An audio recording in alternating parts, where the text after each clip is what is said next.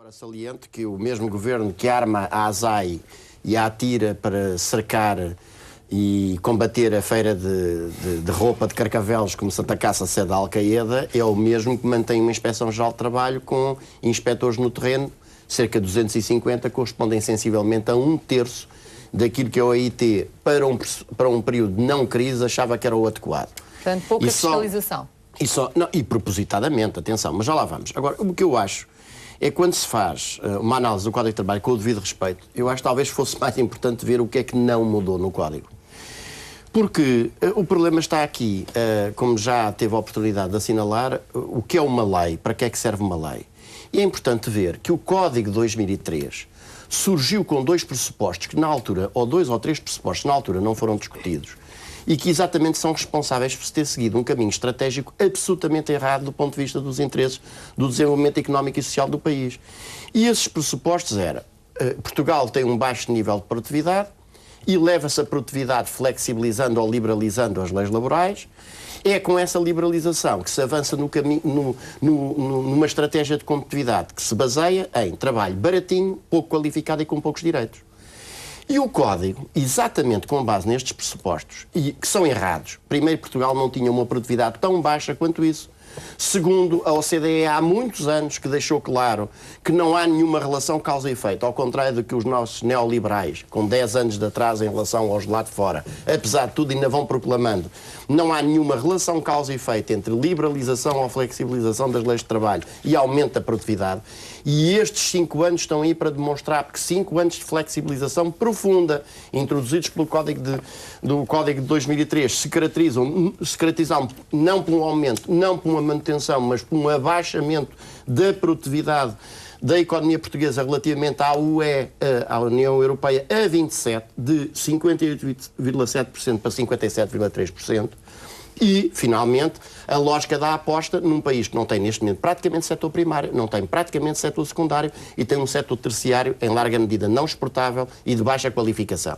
Esta estratégia do modelo neo-taylorista, de baixos salários, de não aposta nos grandes fatores da competitividade do século XXI, que são a incorporação tecnológica, são a qualificação dos recursos humanos, são a excelência da gestão, são a capacidade de inovação, corporizou uma intervenção do Código de 2013 assente fundamentalmente nisto. Enfraquecimento da vertente das relações coletivas de trabalho, portanto, ataques cirúrgicos à contratação coletiva com os mecanismos da sua caducidade, ataques cirúrgicos ao direito à greve com restrições fortíssimas do exercício do seu direito e individualização das relações de trabalho, com um desequilíbrio estrutural de poderes entre as duas partes, numa relação já de si assimétrica, um desequilíbrio estrutural a favor do empregador e uma preocupação quase obsessiva com a diminuição dos custos do fator trabalho. E, portanto, mandou-se o sol pôr-se mais tarde e o trabalho noturno passou das 20 para as 22 horas, permitiu-se que os quadros com funções de direção assinassem contratos em que prescindiam logo da isenção de horário de trabalho, foi-se para um conceito de remuneração, base de cálculo das indenizações fortissimamente restritivo daquilo a que, na verdade e com critérios de justiça, os trabalhadores deviam ter direito, e foi este o caminho que seguiu. Ora, chega-se em 2008, 2009, e este código, no essencial, segue exatamente na mesma direção. Então, o que é que e, portanto, temos aqui nada? algumas alterações. Mudaram alguns aspectos pontuais absolutamente secundários do ponto de vista... É preciso dizer isto.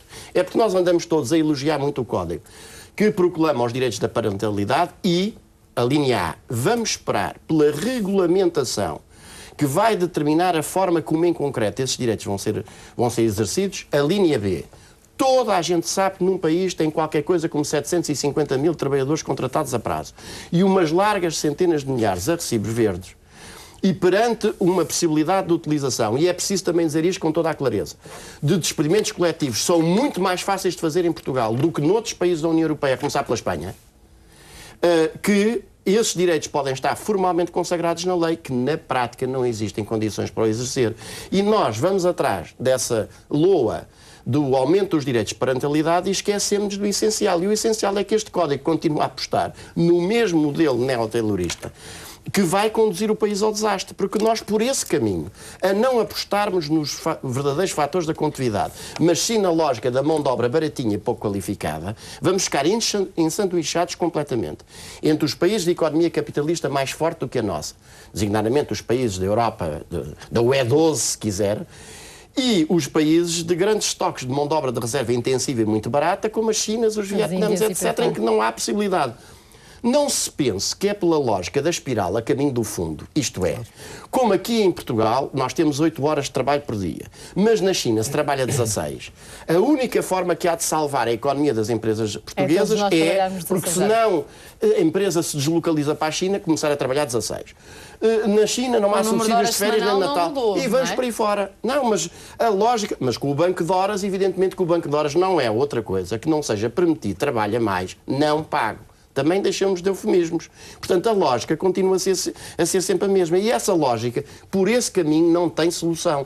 Porque, como é óbvio, enquanto os patamares de direitos e regalias sociais, nesses países de grandes estoques de mão de obra de reserva intensiva, pouco qualificada e barata, continuarem a ser os que são, por mais elementos de flexibilidade que se introduzam, e flexibilidade em Portugal significa trabalho mais barato e com menos direitos. De uma forma geral é assim. Por mais instrumentos de flexibilidade que se introduzam, nunca haverá possibilidade de competir a esse nível. Isto é, uma hora de trabalho de um trabalhador português será sempre muito mais cara de um trabalhador chinês, por exemplo. E, portanto, essa lógica da espiral a caminho do fundo não nos deixa competir nem com uma nem com outra economia e não nos deixa também competir. E isto ainda se torna mais dramático com os países recentemente entrados na União Europeia, que têm, em média, o dobro das nossas qualificações e metade dos nossos custos salariais. Portanto, está a empurrar o país para o desastre. Esta visão dantesca do Garcia Pereira é subscrita por si. Podem continuar a chamar-lhe dantesca, miserabilista, é caminho do fundo. E nós continuamos a olhar sem ser com uma visão estratégica. Isto é um problema muito sério do desenvolvimento do país, com devido respeito.